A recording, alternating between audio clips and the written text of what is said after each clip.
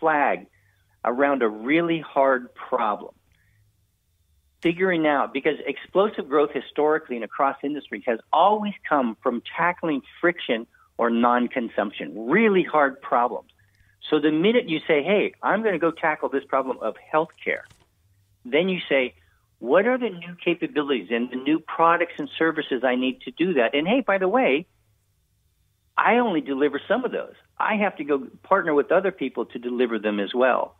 So your example highlights those 2 points. Number one, the model is absolutely relevant for every size organization. But number two, it starts in a different place. As opposed to simply saying inside out, do more of what I do today. It starts with plant a flag around a problem, then look for all the other type of products and services necessary to support that, of which only a small piece of that will be the ones you provide. Ralph, I have to mention to you that here at the studio we have an ecosystem-centric model, and that tells me that I have to take a break at this point in the show. So right now we're going to remind our listeners that you're listening to The Secrets of Success. My name is Bill Horan. The show is produced at the voice of Nassau Community College, 90.3 WHPC. We'll be right back after this brief intermission.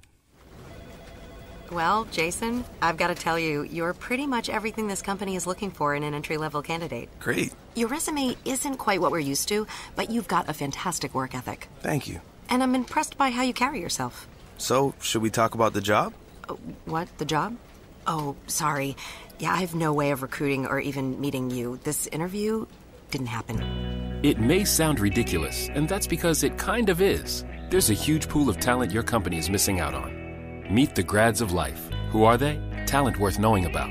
Young adults of unique determination and experience. An ideal fit for your company in an entry-level position, internship, or even mentorship. They might not have every qualification you typically look for, but they're exactly who your company needs. Man, we really could have used him. Don't miss out on a resource many innovative companies have already discovered. Go to gradsoflife.org to learn how to find, cultivate, and train this great pool of untapped talent. Brought to you by the Ad Council and gradsoflife.org.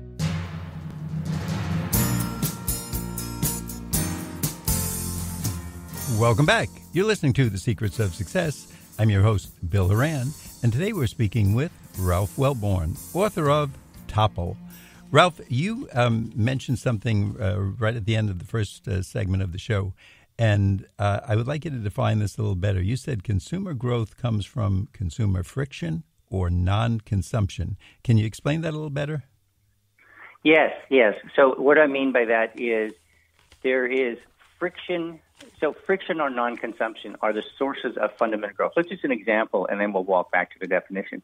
Uber, for example, said, hey, there's a fundamental problem that a lot of consumers are dealing with. We want to know where our cars are. We want to get them quickly, and we want to reduce the hassle. We want to make it much more convenient for them in order to get access to vehicles to help them get from A to B a lot easier. And yet Uber doesn't own a lot of the assets. They don't own the cars. They don't own the banks. They don't own any of those other type of capabilities necessary to solve that problem, that friction point of convenience. What they did was they said, I'm going to own this problem of much more convenience. I'm going to reduce the friction of waiting too long and getting frustrated. I'm going to plant a flag around convenience. And then I'm going to look at all the capabilities I need to do that. I need to know where the cars are. So I need to have satellite information. I need access to the various vehicles and so on.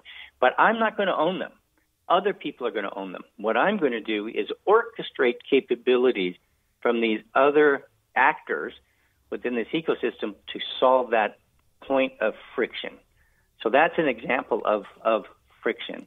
And that's, again, very different from saying I'm going to sell more of my products or services. I'm going to make them a little easier to get on the web or whatever it happens to be. Because people don't buy, just shifting examples here, people don't buy credit cards because they want to use credit cards.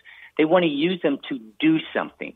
So simply coming up with more bells and whistles on a credit card or whatever the product happens to be isn't where the real point of friction is. The real point of friction is what I'm using the product for and the problems I'm facing in dealing with that. So that's an example of again, Uber said, I'm going to tackle this issue of inconvenience and make it extraordinarily convenient. The example we used before, non-consumption, for example, and friction, both, is around healthcare. We know how frustrating it is to actually be healthy. If we're sick, we can go get patched up and then we get sent out the way. But us to actually be well, that requires other sets of capabilities. And we know that there's explosive growth in planting the flag around wellness and then orchestrating our healthcare in order to deliver that. But doing that requires using capabilities from a lot of different types of firms out there. And again, historically and across every industry, if you look at the origin stories of every very explosive growth company, it starts with this issue of tackling a point of friction or something that didn't exist before, non-consumption. Now, Ralph, I'd like our audience to know, if they didn't hear it before, you are Ralph Welborn. You are the author of a book called Topple, Topple, just one word. And would you tell us the website and where we can get the book? Sure. So the website, you can get much more information at clearprism.com. And you can get the book either at Barnes & Noble or on Amazon. And that's a commercial for Amazon because that's one of his favorite businesses, and it's an example of ecosystem-centric businesses, correct? Correct. All right. See, I'm working to get you some commissions on this. I'm hoping Amazon people are listening, and they say, yeah, we should be paying Ralph for all this. Ralph, I think it's on page 10 in your book. You say there are new strategic questions a business has to ask. So can you tell us those questions, and then we're going to find out where in the business do they start doing this kind of stuff. So what are those new strategic questions?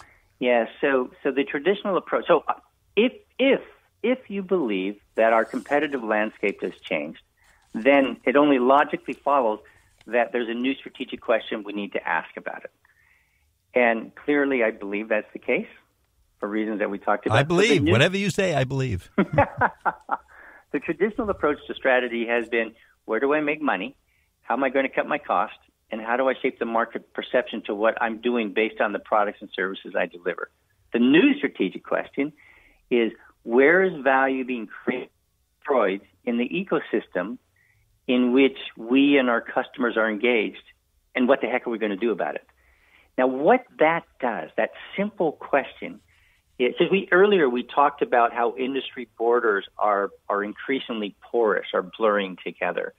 And by looking at it, where's value being created in the ecosystem around points of friction, it logically just takes you from not looking at your business or your industry, but the broader context in which friction or non-consumption exists of what it is your customers really need to do.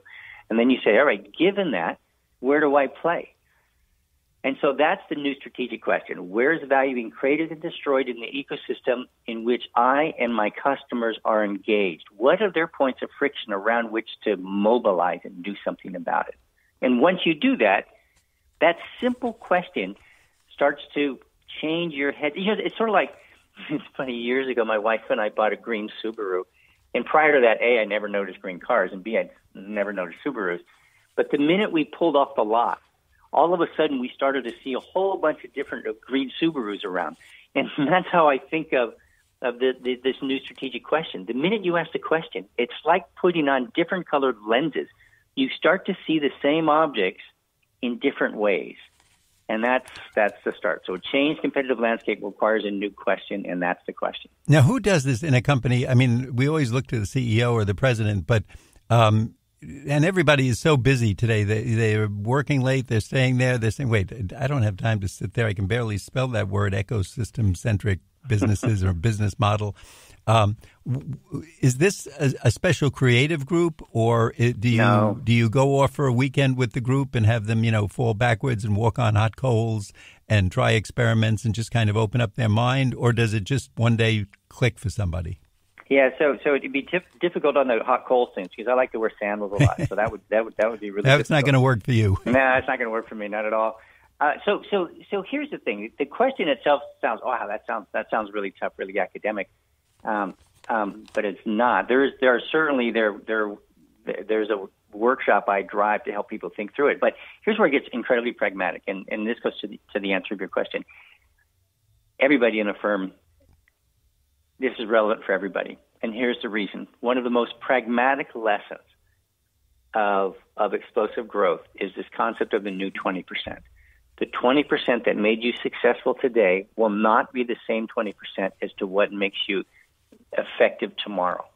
And whether you're the CEO or the CMO or you're involved in technology or in marketing or in the business side, looking at your business what are the few sets of capabilities that have made us successful, and because we all know that our customers are caring about different things, there are different points of friction. What's that new 20%? That's relevant for everybody. For the CMO and the marketing people, it's how do I message what I'm doing? Where really are we going to plant our flag to own a problem or own a piece of friction? For the business leader, it's, wow, I've got an organization with a bunch of people and a bunch of investment in it, but what are the few capabilities that are really driving the majority of value, however I define it in my organization? In the IT organization, for those investing, the CTO, for example, it's, wow, we're investing in a bunch of new things out here. Are they really focused around the 20% that's going to move the needle for the business? For an individual, I mean, I've had one of my main focuses these days is what would be the implication of different types of technology on the business and the resulting workforce of the future? How are we going to make sense of that problem in a way that we can make decisions on and is visceral and relevant for everybody? As an individual, I have to worry about that. Every individual in a firm. Take our insurance example we used before. Everybody who is involved in figuring out how to predict their risk book, the value is around preventing accidents. Well, what does that mean for the skill sets that I have? Given new technologies coming, giving new automation implications, giving whatever else it happens to be, what would be the implications on the new 20%? What would be the implications on what I need to do in order to stay relevant and add value for tomorrow? Ralph, I'm sorry, as Yep. we get to the end of the show, we have about 20 seconds left. I just want to throw something out to all our listeners. If you have been listening to what Ralph says, he's the author of the book Topple. He's going to wrap up by saying the market disproportionately rewards ecosystem-centric business models and to incentivize people. Did I read correctly? The price-earning ratios are 5 to 10 times higher on these businesses? Yeah, it's crazy. So, if you take a yes. Well, unfortunately, we don't have time to go into it, but if someone needs an incentive to read Topple, if you would like to be making 10 times as much as you are now, that should be your incentive. Ralph, thanks so much for being with us. We, again, want to remind our audience, our guest today has been Ralph Welborn, Welborn. His book is Topple, and the website, real quick, Ralph? Clearprism.com. Thanks so much for being with us. We'd like to remind our audience you've been listening to The Secrets of Success on the voice of Nassau Community College, 90.3 WHPC. I'm your host, Bill Horan, asking you to please join us again next week at this same time when we will continue our journey to success.